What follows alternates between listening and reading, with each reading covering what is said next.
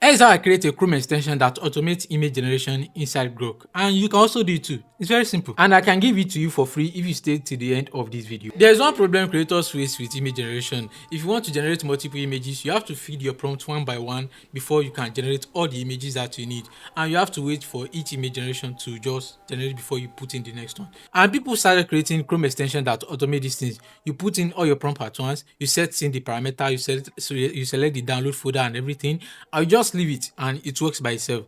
But the problem now is all these things are not monetized. People are monetizing it. The cheapest one I see is like $3 per month. So you have to pay $3 for these two.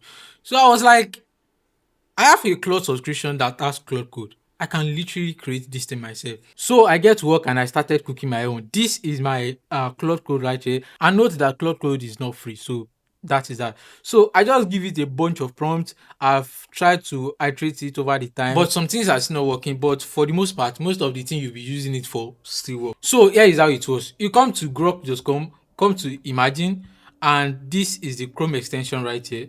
Let me cancel this one.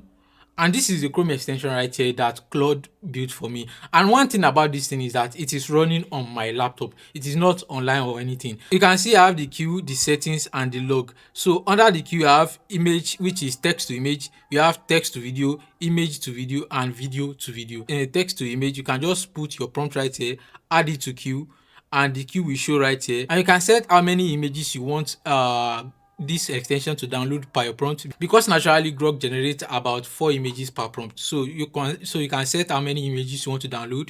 You want to select the folder that the images we downloaded to.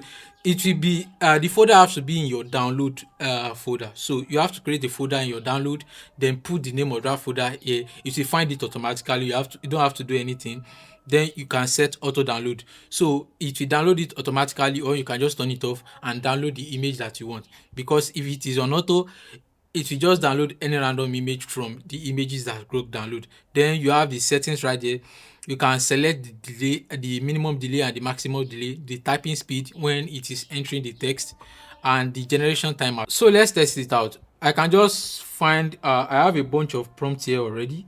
Let me just find one here.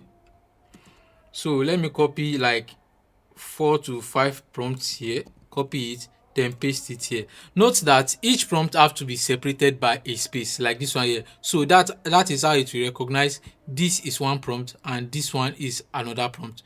So after you paste all your prompts, just add to queue, then you will see it here. So this is 6 prompts right here.